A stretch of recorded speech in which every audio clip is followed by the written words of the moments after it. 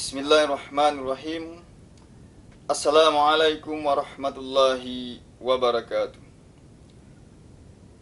Alhamdulillahillazi ja'ala Ramadan sayyidal ayyami wasyuhur afada fihi al-khair wan nur.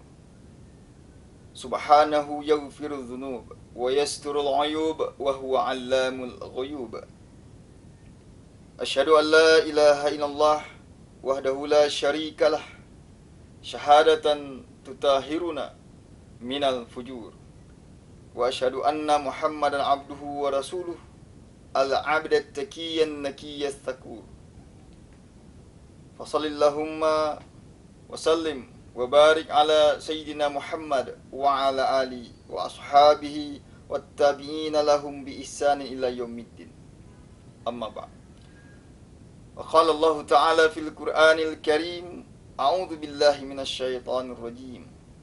Ya ayyuhalladzina amanu kutiba alaikumus shiyam kama kutiba alal ladzina min qablikum la'allakum tattaqun. Wa qala aidan wa idza sa'alaka 'ibadi anni fa inni qaribun ujibu da'watad da'i idza da'ani falyastajibuli wal yu'minu bi la'allahum yarshudun. Sadaqallahul azim. Sobat PHS yang dimuliakan Allah Subhanahu wa taala. Alhamdulillah, segala puji hanyalah bagi Allah Subhanahu wa taala, Rabb semesta alam, yang telah memberikan kita limpahan kenikmatan yang tak terhingga. Sampai hari ini kita masih diberikan Allah Subhanahu wa taala kesempatan untuk mereguk nikmatnya dan indahnya kebersamaan menyelami makna di bulan Ramadan. Oleh karena itu, sudah sepantasnya lah kita bersyukur atas kenikmatan yang telah diberikan Allah Subhanahu wa taala. Jangan sampai dengan begitu banyak kenikmatan yang diberikan Allah Subhanahu wa taala malah menjadikan kita hambanya yang selalu mendustakan kenikmatan itu. Fabi ayyi ala'i rabbikuma tukadziban. Maka nikmat Tuhanmu yang mana lagi yang engkau dustakan? Sobat PHS yang dimuliakan Allah Subhanahu wa taala. Kemudian salawat dan salam tak lupa selalu kita kirimkan kepada junjungan alam Nabi besar Muhammad sallallahu alaihi wasallam dengan ucapan Allahumma shalli ala Muhammad wa ala ali Muhammad. Sobat PHS dimanapun berada yang selalu dimuliakan Allah Subhanahu wa taala. Berbicara tentang Ramadan, maka kita akan banyak berbicara tentang keutamaan di bulan Ramadan. Salah satu keutamaan itu adalah Allah Subhanahu wa taala akan mengabulkan doa-doa hambanya yang berdoa di bulan Ramadan. Sebagaimana hadis yang diriwayatkan oleh Al-Bazzar dari Jabir bin Abdullah bahwasanya Rasulullah SAW bersabda, Inna lillahi fi kulli yaumin itqa'a minan nar fi syahri Ramadan wa inna likulli muslimin da'watan yad'u biha fastajibu laha. Sesungguhnya Allah Subhanahu wa taala akan membebaskan seseorang setiap harinya pada bulan Ramadan dari siksa api neraka.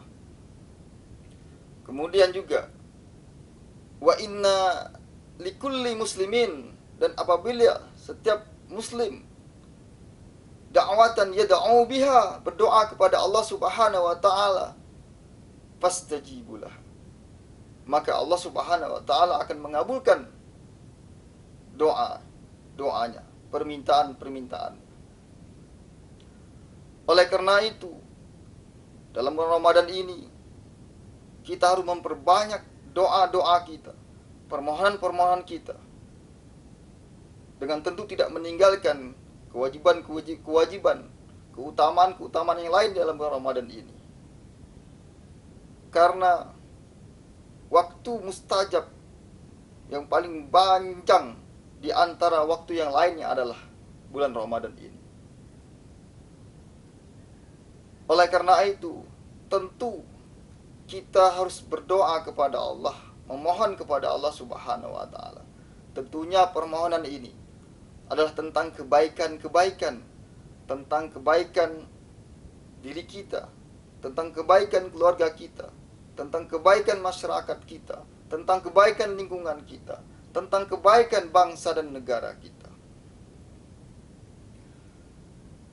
Dari sekian banyak doa yang diajarkan Rasulullah SAW, ada sebuah doa yang Rasulullah tuntun, ajarkan kita, sebagaimana dalam hadis yang diriwayatkan oleh Imam Ahmad dan Nasai, bahwasanya Rasulullah SAW bersabda dalam doanya, Rasulullah memohon perlindungan tentang 4 permintaan yang Rasulullah panjatkan kepada Allah Subhanahu wa taala. Dan ini tentunya menjadi referensi kita dalam bermohon kepada Allah Subhanahu wa taala. Di sampingnya, kita juga bermohon dengan doa-doa yang lainnya. Allahumma inni a'udzubika min ilmi la yanfa'. Ya Allah, aku berlindung kepadamu dari ilmu yang tak bermanfaat. Itu yang pertama. Sebagaimana ilmu yang kita miliki tentulah harus bermanfaat, haruslah tentu memberikan kontribusi kepada orang lain. Jangan sampai dengan keilmuan yang kita miliki malah tidak memberikan manfaat apapun kepada orang lain. Asyaddun nas min azabin yaumal qiyamah. Salah satu siksa yang paling pedih di hari kiamat adalah alimun la yanfa, orang alim yang tak memberikan manfaat apa-apa kepada dari ilmunya. Oleh karena itu kita berlindung kepada Allah Subhanahu wa taala. Jangan sampai dengan kebaikan yang kita miliki, keutamaan yang kita miliki, keilmuan yang kita miliki tidak memberikan dampak apapun kebaikan terhadap umat. Itu doa yang pertama. Yang kedua adalah sambungan dari tadi. Allahumma inni a'udzubika min ilmi la yanfa' wa min qalbi la yakhsha. Aku berlindung ya Allah dari hati yang tak pernah khusyuk. Hati yang khusyuk adalah hati yang selalu merasa dekat dengan Allah Subhanahu wa taala. Hati yang khusyuk adalah hati yang selalu menjalankan perintah Allah Subhanahu wa taala. Ketika hati kita tidak menjadi khusyuk karena ada kecondongan kita kepada kemaksiatan, kesenangan kita kepada kemaksiatan. Oleh karena itu, kita harus benar-benar menyelami tentang makna beribadah, pengabdian kepada Allah Subhanahu wa taala. Sebab dengan kekhusyukanlah maka segala sesuatu pengabdian kepada Allah Subhanahu wa taala ini akan menjadi ringan. Wasta'inu bis-sabri was-salah. Jadikanlah sabar dan salat sebagai penolongmu.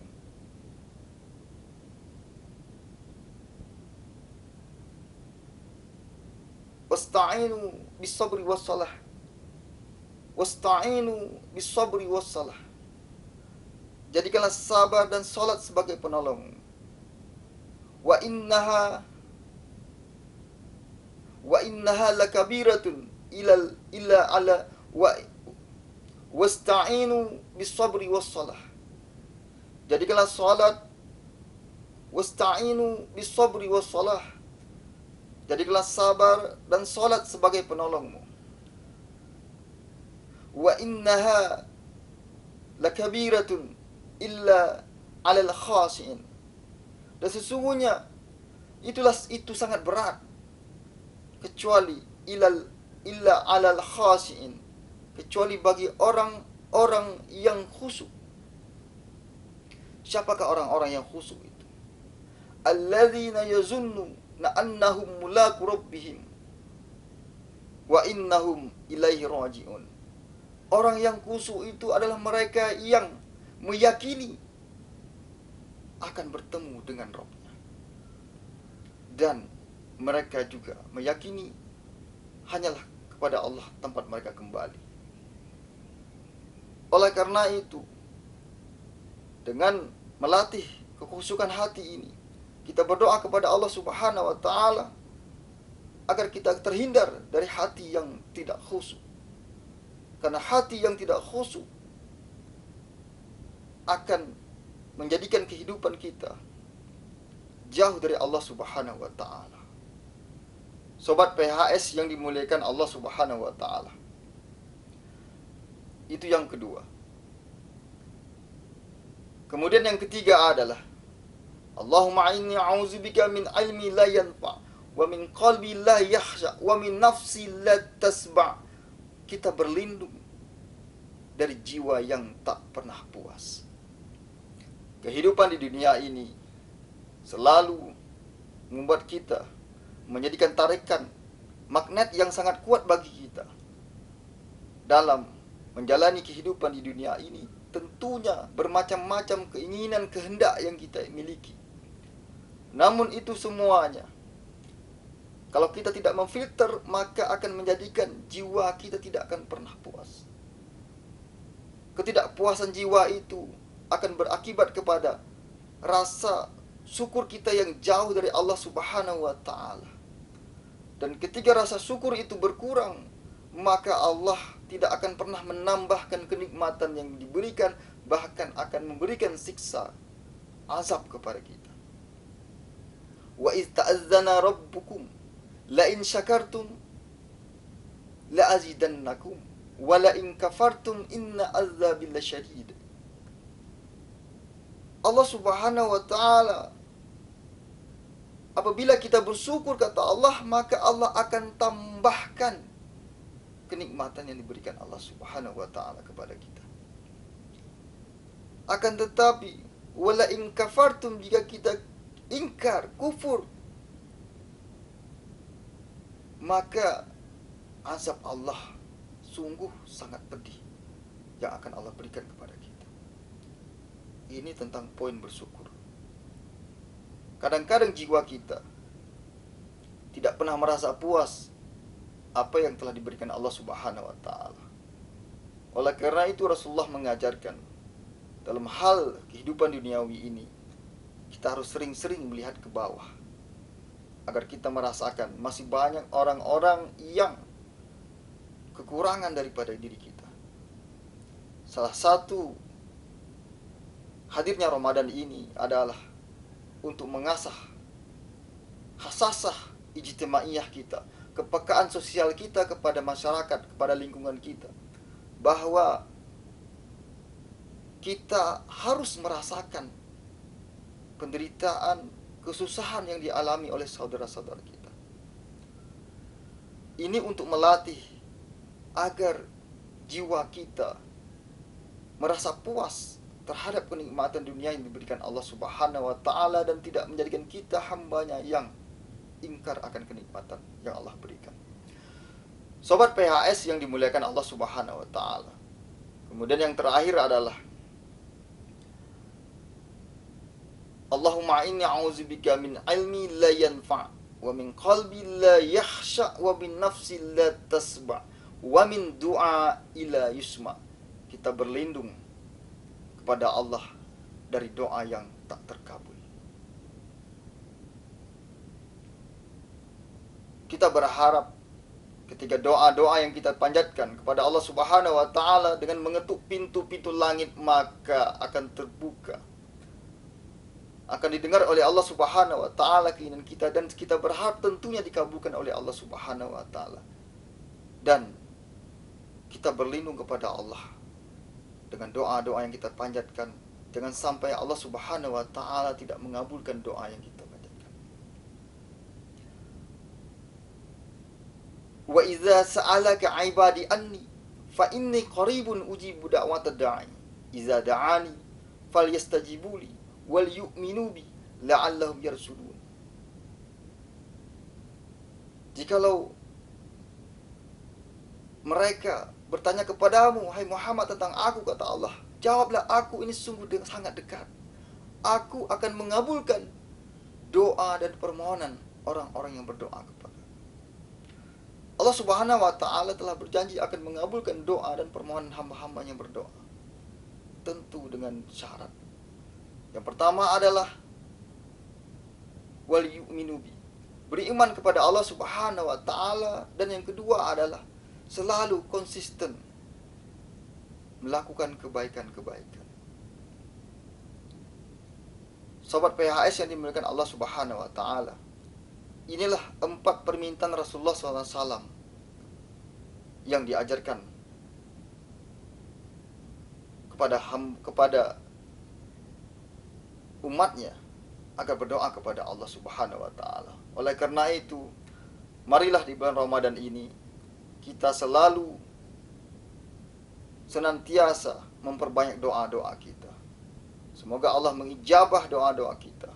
Tentunya dengan beramal kepada Allah Subhanahu wa ta'ala, beribadah mengabdi kepada Allah Subhanahu wa ta'ala, tentu akan memperkuat keyakinan kita bahwa Allah Subhanahu wa ta'ala mengabulkan doa-doa yang kita panjatkan.